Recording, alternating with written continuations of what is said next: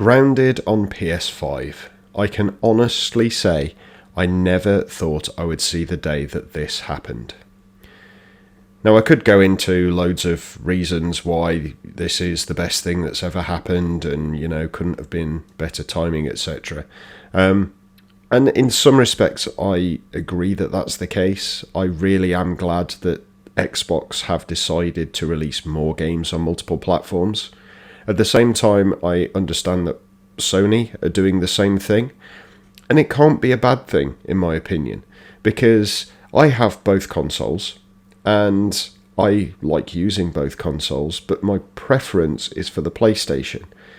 Mainly because I personally prefer the controller and the operating system, so I prefer the layout of the interface on the PlayStation platform. And all of my friends are on the PlayStation platform. Now, crossplay removes that hurdle, but the controller and the user interface are something that you can never get on any other platform.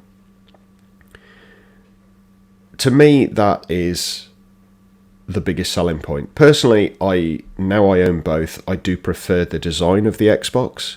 The fact that it's basically a black obelisk is really nice. It sits nicely on the desk. But I don't have to look at the console when I'm playing games. I have to interact with the controller and I have to interact with the user interface. And both of those are preferable on PlayStation for me.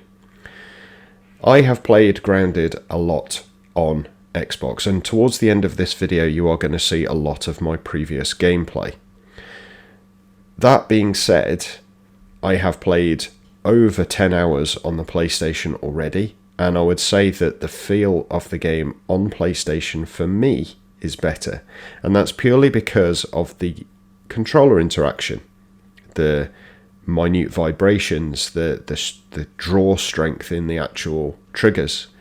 All of that to me just makes it seem a little more interactive. Now I'm talking across this whole intro simply because I forgot the intro was going to be there, but also because I wanted to explain my reasoning for doing this video.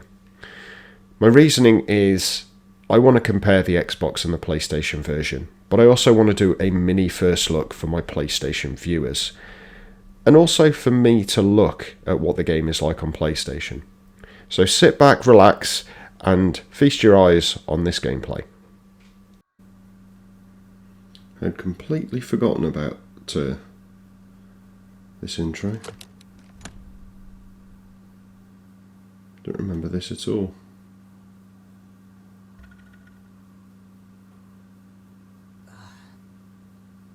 What? Damn. Where am I? Are those... Well, just like you guys know, when you first start the game, you obviously have a load of settings and things like that, but you then have to pick between 4 kids. Now I picked Max. In games like this I usually play a male. There are 2 females as well, and I have played one of them previously. But this is not my first playthrough of Grounded. I did have it on my Xbox Series X because I do own one of those consoles. One of the biggest problems is the system that they use to actually capture recordings. It's pretty terrible, to be fair. Only allows you to pick up 30 seconds, which I have no idea why it would only allow you to do that. I think you need to have a proper capture card connected to it for whatever reason. So I much prefer the PlayStation method of capture. It also includes a pretty basic, but that's fine for me because I'm no video editor, as you may have told from previous videos. But yeah, because I'm no video editor, I love doing that, smacking things with a rock. It's just so caveman. But yeah, I'm no good at the editing bit, so the simplicity of the share factory is actually really useful for me. Right, how do I get down here again now? Yeah, so this is going to be a first look for you guys, because most of you may not have played this before if you're PlayStation, but also a comparison between this and the Xbox version to see whether there are any differences. I'm not expecting there to be honest, because both consoles, so the control system is going to be very, very similar. Both are on par graphically, realistically. You know, Xbox has got some advantages, PlayStation's got some advantages, but in general they are very, very similar. And just explain a little bit about the game. So you'll have to excuse me if the conversation is a little bit broken, because I am, of course, trying to do stuff while I am talking, which is never useful. So the premise of the game is you start out being a teenager trapped inside a little box. You escape the box into what looks like a giant forest. You don't know that you have been shrunk, in effect, and the whole point of the game is trying to get back to being a full-size teenager. That's the whole point. It is 4-player co-op. It's not a huge open tribe kind of situation. The map is smaller than you will find in Ark, mainly to compensate for the fact that there can be only a maximum of 4 of you, and I do believe there are rideable tames. I believe there are. I can't really remember. I never got one in my Xbox playthrough, and I did get quite far, but I was sure I saw something that you could actually ride some of the tames that you have. I may be wrong though.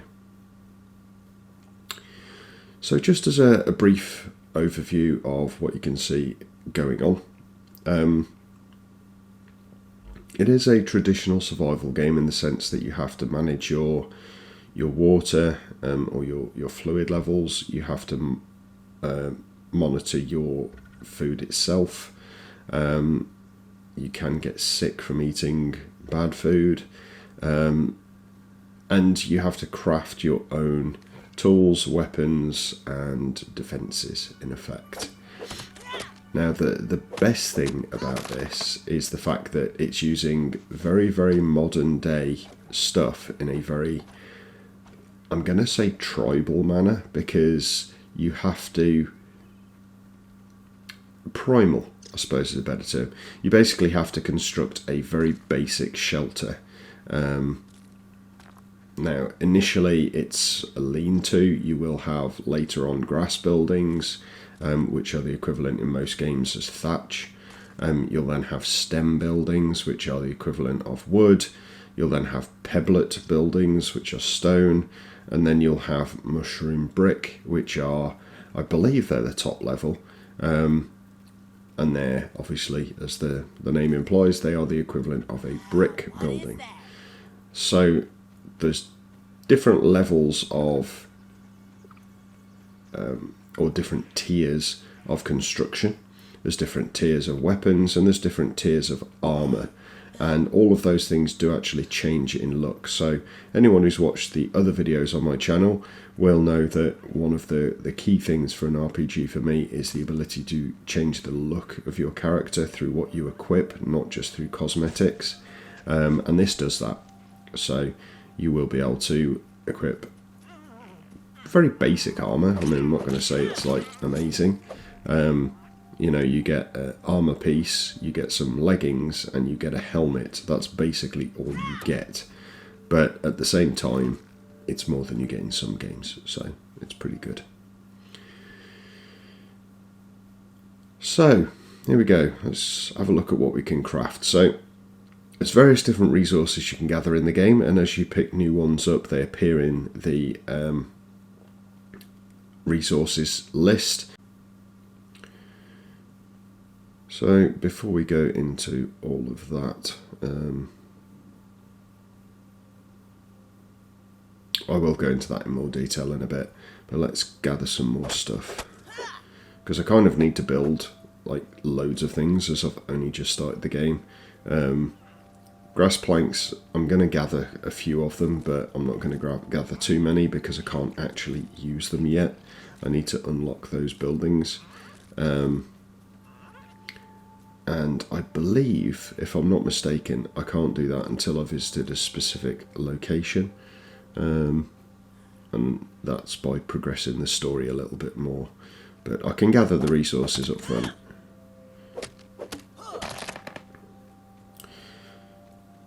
So later on we will see some of the additional things that you can do for crafting. So you can actually improve your items, not just by getting better versions, but you can also use a smithing station to increase their sharpness, for instance, or the defensive capabilities. Doesn't change their tier, they still remain the same tier that they are, but they are slightly better at doing what they originally do. So that's always a benefit. Now, visually, this is exactly the same as the Xbox Series X. There's absolutely no difference whatsoever that I can tell. Obviously, I can't run them side by side as I only have one monitor, but it's definitely not. It's definitely not worse, from what I can tell. That seems to be a bit of a counterintuitive point, but yeah, it's definitely no worse. So, analyzer. I should explain what I'm doing. The analyzer is how you check resources and unlock new crafting things. So just by looking at, for instance, the sprig, it allowed me to unlock a load of fences and things like that. That rope has just allowed me to unlock shovels, eye patches, etc. And you can do that with a lot of things. So once you analyse things, it will allow you to unlock various different recipes. Some things don't unlock anything, which is interesting, but that one's extremely important. The resin that I've just looked at, sap as it's called, unlocks the workbench, and the workbench is required for so many different things in this game. It's unbelievable. But you can see that I've now got pallets to store, so I collected that grass not long ago, and I can now craft this lovely plank pallet. So I will go and put this next to where the planks are, and then I can store them. The benefit of that is if you just leave them on the ground, anything that walks past, whether that be me or a bug, can actually knock them out of the way and mess them up, and you kind of get stuck walking on them and various other things. It just generally makes a bit of a mess. And I can see you, ladybug. Stick that there. Right, and this is the other thing I like about this in comparison with... Let's get some water, actually. Yeah, it's what I like in comparison to things like Ark. So you basically put a blueprint down, and then you can build it up by gathering materials, and as you gather materials, extra thing. That was the wrong button. Ugh. Right, start again.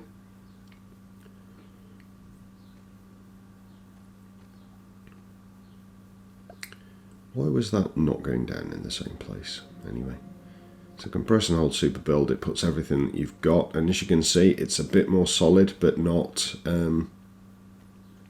complete. So I need some rope. I can only craft the 2, but that's all I need. There we go. So I've now got a stem pallet, and if I grab the plank pallet, sorry, if I grab those, and I can put them all on at once. You can place them individually if you want. I like the fact they've given you that choice. Let's eat a mushroom because I'm feeling a bit hungry. Yeah, I like the fact that they do give you that choice, that you can put them down individually if you want. I'm surrounded by ladybugs. Interesting fact, in the UK we called them ladybirds. Don't know why, because they're definitely not birds. The US and probably rest of the world, ladybug makes more sense, but yeah, there we go. Interesting fact for the day. So this came out last week. I'm going to say last week. Depends on when you're seeing this. In fact, when you're seeing this, it might actually be this week still. Depends when I schedule it for release, because this is a bonus video, everybody. It's definitely not a replacement for any of the already scheduled videos. I wanted to do this because I was extremely excited that Xbox had actually bought it to PlayStation, which I never thought would happen. But yeah, it's I do enjoy it. It's definitely better with other people, and that goes for most survival games, to be honest. I do think the difficulty is set for multiple people. This one's not as bad as some of the others. Ark, for instance, is ridiculously punishing if you're playing on a server and you're solo, because it's been set difficulty-wise for, you know, tribes of 5+ people. That's why everything takes so long in it. If you're playing single player, obviously things are boosted, but yeah. Right, let's have a look. Make more of that. I can make a pebblet spear, but I need a hammer.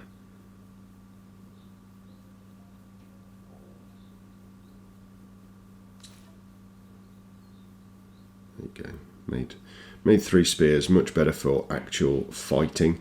So the best weapons for fighting are initially, because you do unlock better tiers later on, but initially the best things for fighting, in my opinion, are the spear and the bow. Obviously the bow's better for ranged targets, but yeah, they just somehow manage to do things much better. Sorry about that, I had to move a load of things around because the sun was right on the screen and I couldn't see. So I'm building a workbench because it's one of those things that's essential to progress, but I don't want this to turn just into a gameplay situation. Like I say, I want to do a kind of first look for you guys and also a comparison with the Xbox version. Now, the Xbox to PlayStation comparison is actually extremely straightforward. I've already touched on the visuals being comparable. In reality, there is no difference between the two, from what I can tell. I haven't got all of the equipment to do a frame-by-frame comparison, of course, but just as a gamer who is playing the game, I cannot tell any difference. So I would assume, and I might be wrong, but I would assume that most other gamers are not going to tell the difference. If you are considering only getting this game because you think it might be different, then don't pick it up, because it really isn't. If you are buying it just because you want to be able to play with your PlayStation friends, you don't need to, because it is fully cross-platform play. I put a caveat to that when it first started. If you tried the game when it first started, it didn't work cross-platform.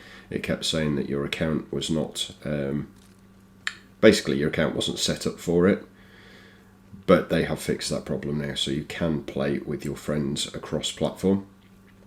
If you're buying it because PlayStation is your main platform, you've never bought Grounded again, and you want to give it a go, then it is exactly the same as the PC and Xbox version, so you are not missing a thing.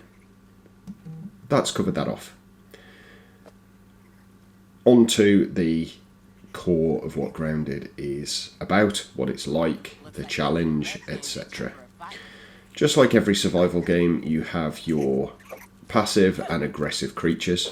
The creatures in Grounded are based on real life creatures.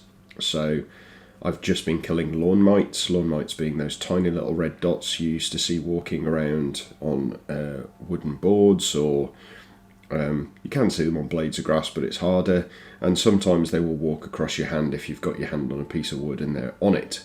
Now, in general terms, dust mites, grass mites even, they're definitely not dust mites. Grass mites are an aggressive creature. They are predators, but because our skin's so thick in comparison to them, they pose no threat to us. shrink us down to the size of a bug, and all of a sudden they are a threat, and they've kind of done that pretty well in this game. Other threats include spiders, which, let's face it, spiders eat pretty much everything that's smaller than them. So, yep, they are the biggest threat in this game, apart from potentially some bosses that I've never personally seen. So although I have played this on my Xbox, I never got to boss battles as such.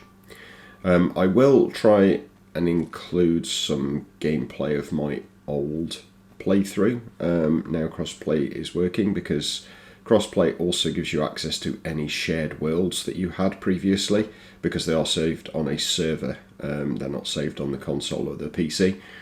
So I did have a game with my friend, so what I might do is try and see whether I can access it, and I'll just do a bit of gameplay in that as well to show at the end, so you can see exactly where you can get. But in essence, like any RPG, you have weapons, you have armor, you have buildings, all that sort of thing, to make it a nice crafting game. And that's the part that I actually like about survival games, is building your base, building your defenses, making your character stronger and taking on those challenges. I must admit, I'm not big on taking on challenges when I'm not prepared, and I never feel prepared, so I do tend to procrastinate a little too much, which is why it's good to play multiplayer, because then you get basically pushed along by the other player, which for me is really helpful. But yeah, if you're expecting a completely different take on the survival genre, then this isn't really going to do that for you. I think what this does bring is a different perspective, because everything is real world, but on a very, very different scale, and it does kind of make you think. Now, suspend the disbelief a little bit. I mean, there's disbelief in the fact that there are shrunken teenagers in a back garden already, but if you actually look at the way the world has been created, this is the worst kept garden in the world. It also has the worst lawn in the world, because the density of grass compared to density of ground is very, very poor. Maybe that's what some American lawns are like, but in the UK, lawns are very densely packed, very narrow bladed grass, whereas these are very tall, long and broad leaves, and they've got a lot of space between them. So if you're from the UK and you're expecting a normal lawn where you're pushing between blades of grass, it's not really like that. As far as entry onto the PlayStation is concerned, I'm really glad Microsoft have done this. Of all of the games that they could bring over that were exclusive, this is probably the one that I would have been and am most excited about. I know they're bringing Sea of Thieves. I'm not really excited about that, because I played that and I wasn't impressed. Maybe if I had a group of people to play, it may be different, but I didn't like the fact that you were basically had to hire a ship as such. You got given a ship at the beginning, it wasn't your own, and you had to have all of the players man the different stations. There are no NPCs at all.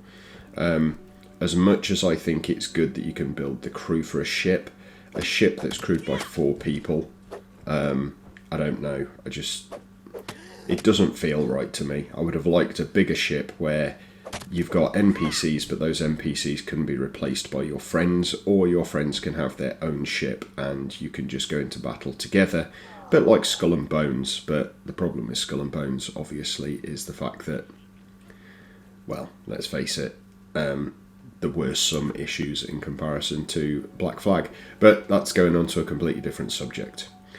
Let's end my gameplay there. I am going to try and find my I'm going to try and get some gameplay video of my other game, so I'm not going to do my sign off now. I'll do it in the other game, so I will see you in a few minutes maybe.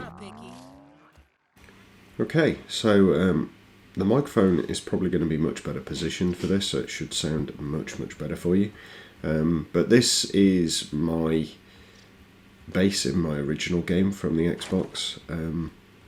Obviously you can see it's very, very advanced in comparison to my PlayStation playthrough. So I've just shown you the trophy room. Let's go down and show you the roof outside, which is obviously where I do planting. It's where I got my pallets. You can actually have pets in this game, and you have to have a pet house per pet as well. I've just got this one to follow me, and as soon as you've got them to follow you, if you want them to stop following you, you go to an empty pet house. You basically use that pet house and you can deposit any pets that you've got. So that means basically they're now static and they stick around their house. Doesn't mean they don't exit the room that you've put their houses in. I'm assuming the developers thought you'd just stick them outside. But as you can see, Wendell's just exited the room. So if I close that door, he can't get back in. I do like to keep them locked in simply because I don't want them getting lost or attacked. But it's entirely up to you.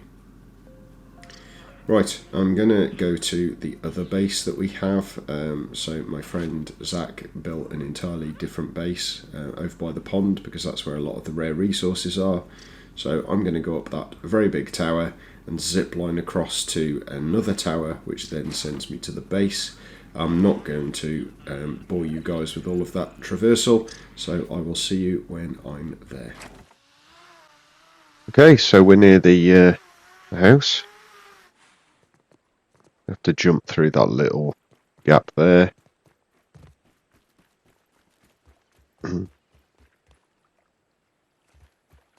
Yeah, there's quite a bit we haven't yet finished. All of those are still to be done, but this is where we have the majority of our sap catchers, which is a very important resource for a lot of things within the game. So we've got two sets. We've got the one here, which is the easiest to get to, and then we've got another one out in the wilds, but there's a load of mites around that one, so we tend to get attacked a lot. But yeah, there's so many things that you can do in this game, just like every survival game, I suppose. But it's just something that's really nice to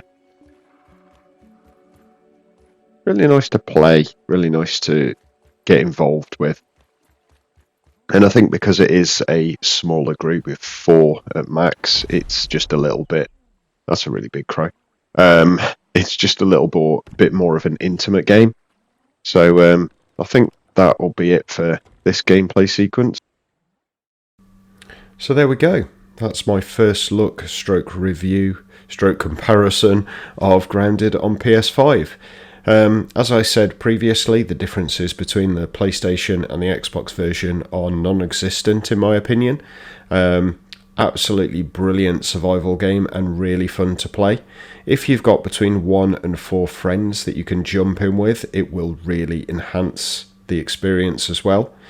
But as an actual survival game, it's got all of the elements that you would expect and like from a survival game.